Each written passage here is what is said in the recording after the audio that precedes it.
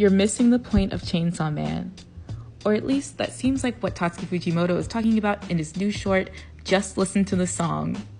Make sure to see my previous video if you want to understand it a bit more, or you can go read it yourself. It's very short and it's for free on the Manga Plus app.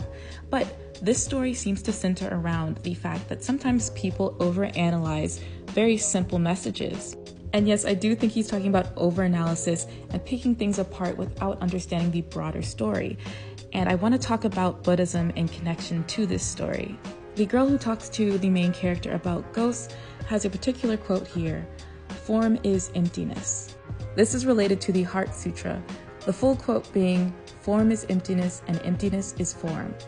This is a complex and meaningful topic, so I don't want to try and define it too much, especially since I myself am not Buddhist, but I do want to talk about how it relates to this story. In relation to this story, you can think about it being almost like missing the forest for the trees, as in hyperfixating on certain small topics instead of looking at the broader meaning and how the interconnectedness of all the parts come together.